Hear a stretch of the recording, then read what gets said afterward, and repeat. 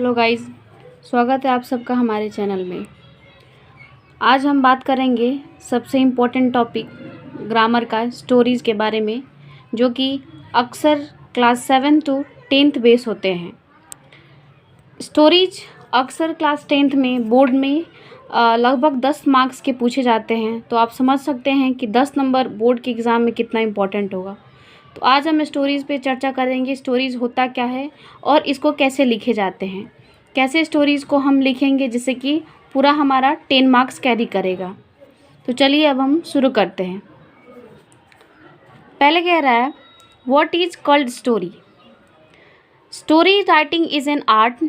To write a good story one must have the whole plot clear in one minds. The taste of a good story is that it should hold the reader attention।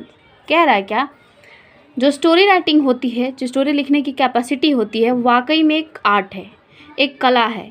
क्योंकि story जो होती है बनाई जाती है, और ये बनाने की शक्ति अगर किसी के पास है तो वाकई में वो बहुत यूनिक है और बहुत इम्पॉर्टेंट है, और एक देखा जाए तो उसके अंदर एक कला है, क्योंकि सोचने की शक्ति हमें इसमें ज़्यादा चाहिए होती है।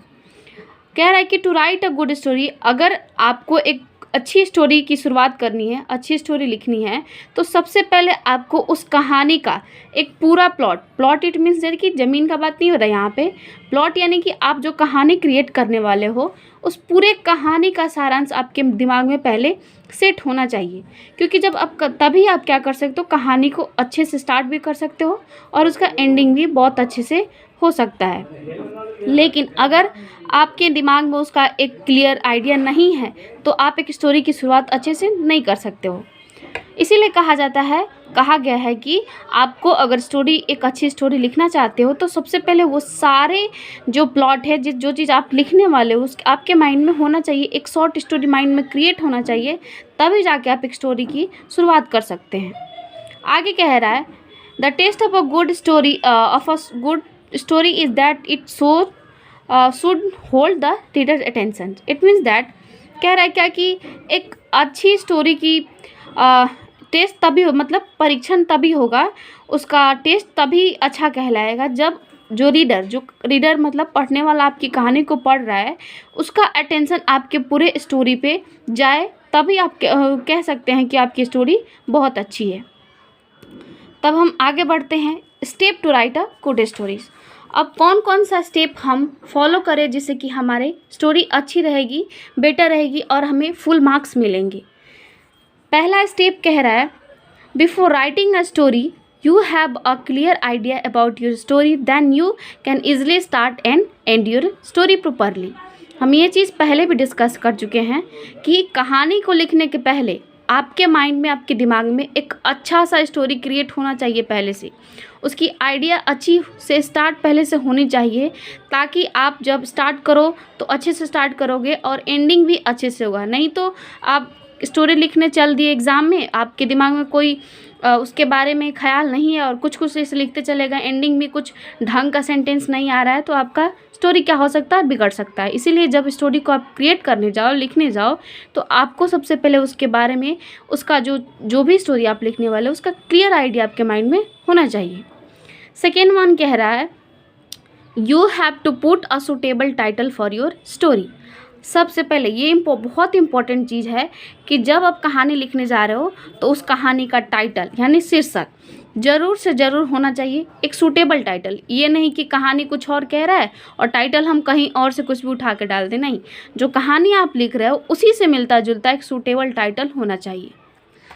तीसरा पॉइंट कह रहा है, you must have to put some little dialogues to make interesting your story. अब कहानी को जब आप लिख रहे हो, तो कंटेंट जो आप बना रहे हो, तो उसमें कुछ डायलॉग्स होने चाहिए, मतलब कहानी में कुछ डायलॉग्स क्रिएट होने चाहिए, फैक्ट क्रिएट होने चाहिए, जिससे को कि पढ़ के क्या हो, इंटरेस्टिंग लगे कहानी। जो कॉपी आपका चेक कर रहा हो उसको इंटरेस्टिंग लगे। ओके, आगे कह रहा है क्या, you have to put the character name both animal and humans. कह रहा है कि जब आप कहानी लिखने जा रहे हो, तो उसमें कैरेक्टर आएंगे ही। मान लो आप कहानी कोई क्रिएट कर रहे हो, तो उसमें मान लो कोई एनिमल्स में आ गया, कुत्ता, बिल्ली, जैसे कि उस कहानी क्रिएट करो तो उसमें आ जाता है कभी कि मेरा कुत्ता था तो ये हेल्प किया वो।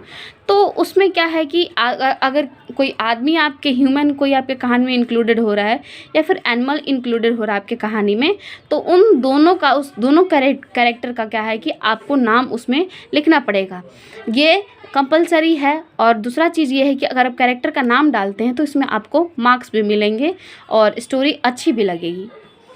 आगे है 5 number .5, always right the story in past form. हाँ, सबसे इम्पॉर्टेंट, एक तरह से इसको नोट भी बना सकते हैं आप कि कहानी जो है हमेशा पास्ट फॉर्म में ही लिखा जाता है। क्यों? क्योंकि कभी भी कहानी आप कहा जाता है ना कि कोई कुछ बोलता है तो उसको बोलने लगता है कि कहानी मत बनाओ। इट मीन्स दैट कि जो चीज़ पास्ट में बीत चुका है, जो ख़त्म हो चुका है, उसी चीज़ को हम क्रिएट करते हैं और उसी को कहानी कहा जाता है। तो एक चीज़ याद रखिएगा, भूल के भी कभी भी प्रेजेंट या फ्यूचर के फॉर्म में कहानी को मत लिखिएगा। कहानी को हमेशा किस फॉर्म में लिखा जाता है? पास्ट फॉर्म में। द इम्पॉर्टेंट थिंग, सबसे इम्पॉर्टेंट चीज़ का। आगे है लास्ट पॉइंट हमारा 6 पॉइंट, डोंट मेक, ये थोड़ा रॉन्ग हो गया है, इसके लिए sorry. Don't make your story too long. अब कहानी को कुछ ज़्यादा भी बड़ा मत बनाइए कि पढ़ते पढ़ते टीचर क्या हो जाए, बोर हो जाए और उसका कुछ मीनिंग पता ना चले, ठीक है। तो टू लॉन्ग कब नहीं होगा? जब आपका पहले वाले पॉइंट को ध्यान में रखिएगा, यानी आप कहानी का प्लॉट पहले से माइंड में क्लियर आइडिया करके रखिएगा। चलिए, अगर आप इसका स्क्रीनशॉट लेना चाहते हैं नोट्स के तौर पे, तो आप इसको स्टॉप करके इसका स्क्रीनशॉट ले सकते हैं और नोट्स बना सकते हैं, बिकॉज़ ये नोट्स मैंने खुद से क्रिएट किए हैं। अब बात करते हैं हम मार्किंग स्कीम फॉर स्टोरी। अब कल हमने जो आप लोग को आर्टिकल पढ़ाया था उसमें मैं भूल गई थी ये चीज़ कि मार्क्स कितने कैरी करते हैं। अक्सर जो हमारे बोर्ड में ये आते हैं तो कितने मार्क्स से कैरी करते हैं मैं आपको बताने जा रही हूँ। तो स्टोरी राइटिंग में टाइटल में आपको 1 नंबर मिलता है, ठीक है। टाइटल तो लिखना ना भूलें। कंटेंट, यानी कि जो कहानी आप लिख रहे हो, जो भी कहानी आप बना रहे हो उसको कंटेंट कहा जाता है, वो आपका 5 मार्क्स कैरी करता है, ठीक है। तो इसलिए कंटेंट को लिखो तो हमेशा पास्ट फॉर्म में लिखो, सही तरीके से लिखो और सही राइटिंग में लिखो, जिसमें आपको 5 मार्क्स मिलेंगे। एक्यूरेसी, इट मीन्स दैट कि आप मतलब शुद्धता से, अगर शुद्धता से लिख रहे हो, इट मीन्स साफ साफ सुंदर सुंदर, कोई भी टेंस नहीं गड़बड़ा रहे हो, या फिर आपका जो लिखने का तरीका वो बिल्कुल सही है, एक्यूरेसी मतलब शुद्धता, तो आपको उस पर 2 मार्क्स मिलेंगे, ओके। आगे आती है फ्लुएंसी, मतलब किस फ्लुएंसी से आप, प्रवाह मतलब किस फ्लुएंसी से आप चल रहे हो, कहानी आपकी चल रही है किस फ्लुएंसी से चल रही है, बेटर फ्लुएंसी से चल रही है, तो आपको इसमें 2 मार्क्स कैरी करते हैं। तो टोटल मार्क्स आपके कितने हुए? 10 मार्क्स, ओके। तो एक बोर्ड के एग्ज़ाम में 10 मार्क्स काफ़ी इंपॉर्टेंट करता है। सो ये हुए आपके मार्किंग स्कीम। अब हम आते हैं आर्टिकल के लिए, ठीक है। आर्टिकल में हमने टाइटल बाई लाइन सबसे ऊपर पहले टाइटल होते हैं, उसके बाद बाई लाइन, इसमें आपके 2 मार्क्स कैरी करते हैं, ओके। आगे आता कंटेंट, यानी कि आपने जो आर्टिकल में लिखा है उसके आपको 4 मार्क्स दिए जाते हैं, ठीक है। तो कंटेंट को अच्छे से हमेशा से लिखें। एक्यूरेसी, इट मीन्स शुद्धता पे आपको 1 मार्क्स मिलती है। फ्लुएंसी, यानी कि आपका आर्टिकल किस प्रवाह में चल रहा है, कैसे चल रहा है, किस तरीके से आपने लिखा, उसमें आपको 1 मार्क्स मिलते हैं। तो टोटल मार्क्स आपका कितना हो गया? 8 मार्क्स, ठीक है।